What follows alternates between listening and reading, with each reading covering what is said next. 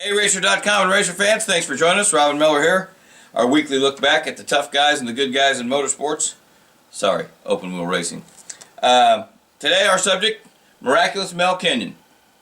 Came out of Davenport, Iowa in the early 60s, racing midgets. His brother Don was his chief mechanic. Here they are at Terre Haute, great John Mahoney shot, the pre-roll cage days. Kenyon was immediately noticed because he was fast and he won races. And if you were fast in a midget and sprint car back in the early 60s, you were going to get a chance at the Indy 500, which he did in 1965. Didn't make the show, so he goes on and he's starting to race the championship trail. His 10th race is at Langhorne, which had been paved from the treacherous dirt track it had always been. He's running a roadster. Halfway through the race, he crashes. I think the engine blew and he spun in the oil. The impact knocked him out. The thing burst into flame, and he would have died, but Joe Leonard stopped his car, jumped out. Two fans jumped over the fence, and Joe Leonard and the two fans pulled Mel out of his car and saved his life. What they couldn't save were all the fingers on his left hand. Now, we already know that Alan Heath, a long time in the 40s and 50s, raced with a hook after he lost his left hand. Merle Bentonhausen made a great comeback after losing his arm in an IndyCar race. He raced with a hook up until 1974. So Mel was a little different. Him and his brother Don designed a little glove, and it had a little hole, and there was a little stud coming out of the steering wheel, a little spoke, and it just attached to that. And that's how Mel raced midgets from 1965 till he retired just a couple years ago. But he wanted to be an IndyCar driver. That's how you made your living. That's how you made your life. So in 1966, he's back at the Speedway, makes the race, finishes 5th.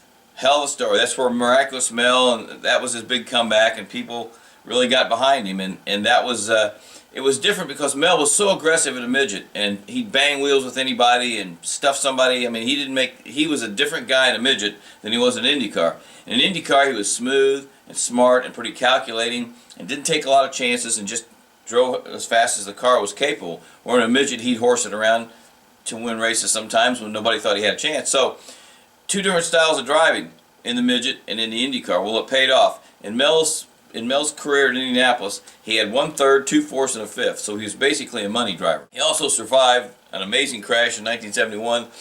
Steve Krisloff oiled the track down when his engine blew. Mel spun and hit the wall. He was just getting out of his car, and Gordon Johncock came piling over the top of him, and Mel's, you can't see him, he's diving down, and this is one of Mahoney's greatest pictures.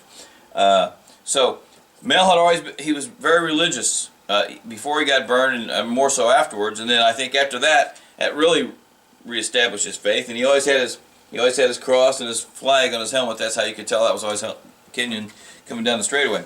So he keeps racing. He wins 7 midget championships.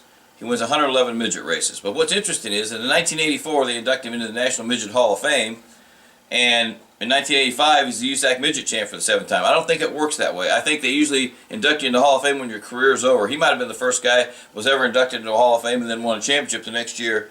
And this is him and his brother Don in their championship season. The 3K racing still going on today in Lebanon, Indiana. They've helped a lot of young guys get started in racing, build good cars. So Mel was still racing just a few years ago.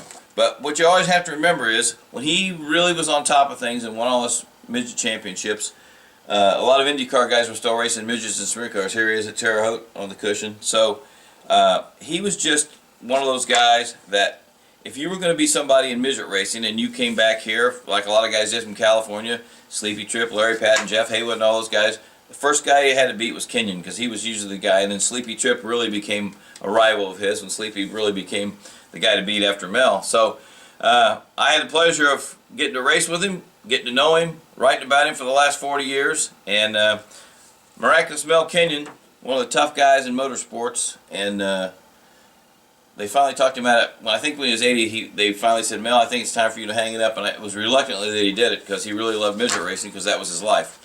This is Robin Miller for RACER.com. Thanks for watching. Talk to you next week.